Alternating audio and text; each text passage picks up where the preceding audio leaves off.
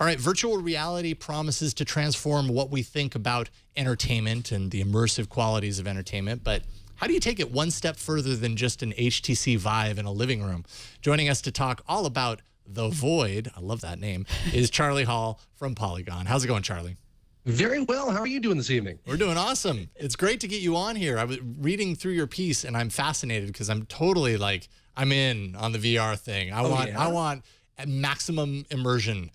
You start your write-up on your encounter with the Void by saying it's the most exciting VR experience you've had yet.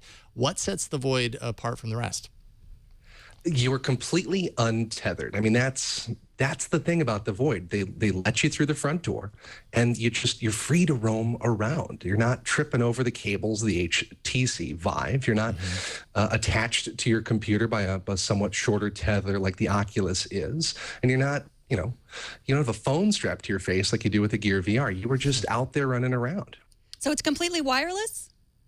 It is. It's completely wireless. The way it's set up is there's a vest that is covered with kind of haptic sensors that shake when you get shot with the laser beams or whatnot. But then there's a computer on the back, and it's a specially designed, custom board, custom everything on the inside. They worked with NVIDIA to build the thing to their exact specifications. And then there's a helmet that jacks right into it, and that's it.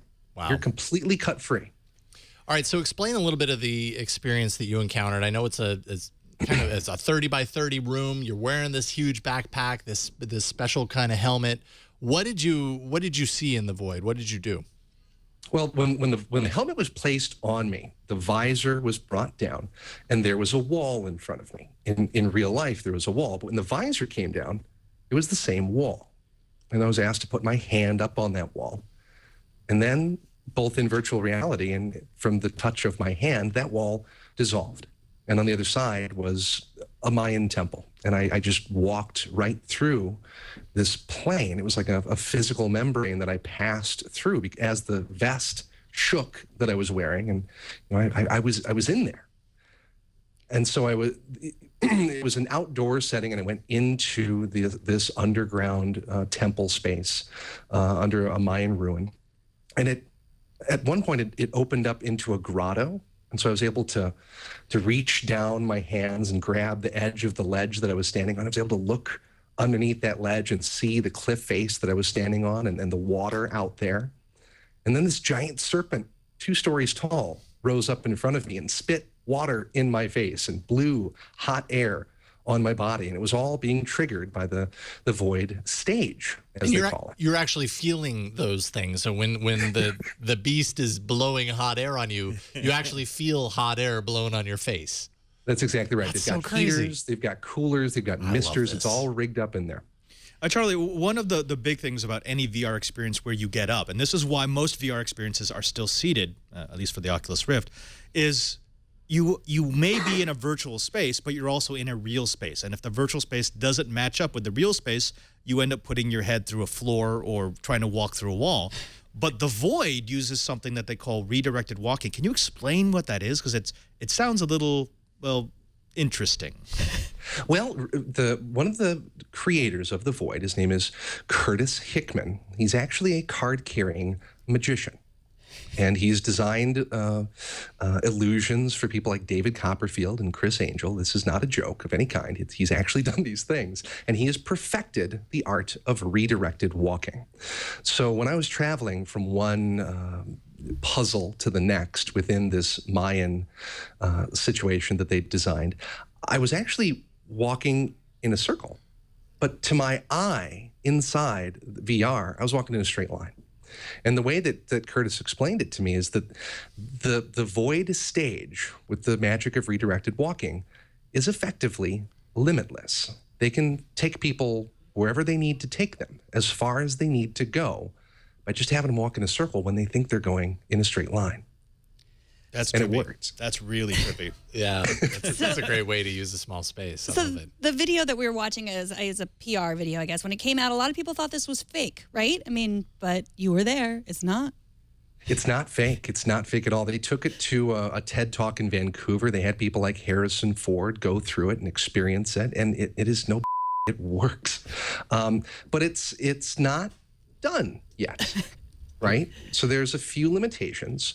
The walls, for instance, are all only half height. Well, for the most part, they're half height. And that's because it's an optical tracking system that they're using. The system has to have a bead on what you're wearing with those little reflective balls that you would wear when you're doing motion capture or performance capture so that it can see you within the space.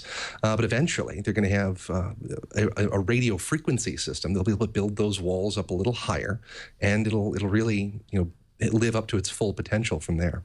Let's talk about that, building up walls, because they can keep the stage, the void stage, fresh by moving things around, which are then incorporated into the VR. So, for example, there will actually be a hard surface where you think in VR there's supposed to be a control panel. So you're actually touching a physical thing. In fact, I think the YouTube video showed that. How often do they have to switch things inside the room in order to keep it fresh? Or can they just use that redirected walking to have you use the same control panel 5 times, thinking it's 5 different control panels? The void stage that I was on was actually called a quarter stage. It's 30 by 30. The full void stage is 60 by 60. So it's 4 times larger, and there's many more types of corridor layouts in that larger stage. But with the quarter stage that I was on, they took me back through it without VR on. I wasn't able to take any pictures or anything, but I could see like, well, this is the room you were in twice, and this is the hallway you were in 3 times, and they showed me behind the scenes how it works. With a larger stage, there's less of that. There's more different kinds of intersections that they can have. But they've also designed the void stage to work like Legos, they said. They can take it apart. They can reconfigure it. They can rebuild it in different shapes. But then they can overlay it with all these different virtual environments.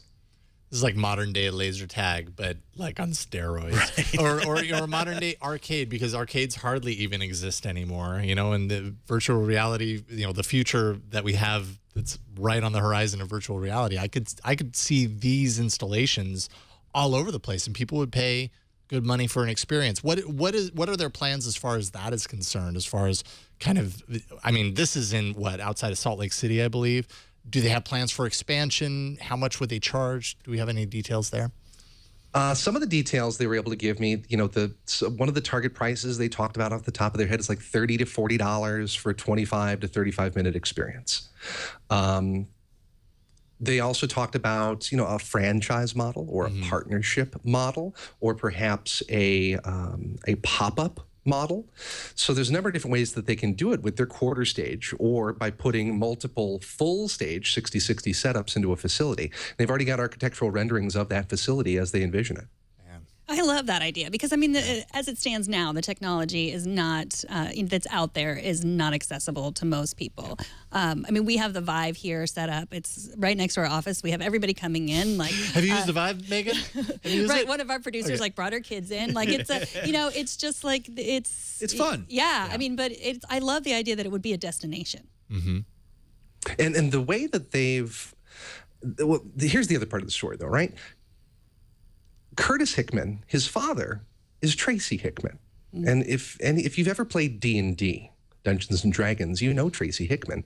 He's the guy that invented, that designed the famous Ravenloft campaign. He's one of the co-creators of the Dragonlance series. So for the last year, they've had Tracy Hickman wailing away at the story Bible for the Vive universe. So it's not just a Mayan temple. It's not just an alien encounter where you're shooting it to bugs on the floor. There's a whole interconnected series of experiences. There's secrets to unlock. Imagine, in classic D&D fashion, you go up to the secret wall and you put in the right, you scry the right figure on that wall, and it dissolves in front of you, and you're in a brand new place in an environment that you were at last week and you didn't know this door was here. Yeah, that's incredible. The more we kind of talk about this thing, the more I realize they're sitting on a gold mine, honestly. If they can figure out how to kind of bring this to a mass distribution sort of thing so that, many people can get on it. And I imagine from a technological standpoint, because they're not going with an Oculus. They're not going with an HTC Vive as far as we can tell here. They're kind of rolling with their own. So I imagine there's challenges kind of scaling that. It's a custom-built system, and the new headset that they're coming out with very soon is going to have curved OLED displays, so it's very light. They're going to be 2K per eye, with a full 180-degree field of view. But that wasn't the system that I played with. The RF, best I can figure, is still on the drawing board as far as that radio frequency non-line of sight tech goes. But the backtop's done. You'd think that the computer, running around with a computer powerful enough to drive this whole thing, would be one of the biggest stumbling blocks, but they've got it nailed, they say. Yeah, excellent. Fascinating stuff, Charlie, and really appreciate you coming on to kind of tell us all about your unique experience, to say the least. Charlie Hall, where can people kind of follow the work that you're doing online, your Twitter account, all that kind of stuff? My Twitter account, Charlie_L_Hall, and I'm a features writer over at Polygon, and I'm doing long form stuff and investigative stuff and video stuff. I got a podcast called Polygon Backstory that I put up irregularly, but Twitter's a good place. Excellent. Charlie, thanks so much for coming on today. Thank you, guys. All right, take care. He was falling into the void there. He's falling into the void. Yeah. Internet void.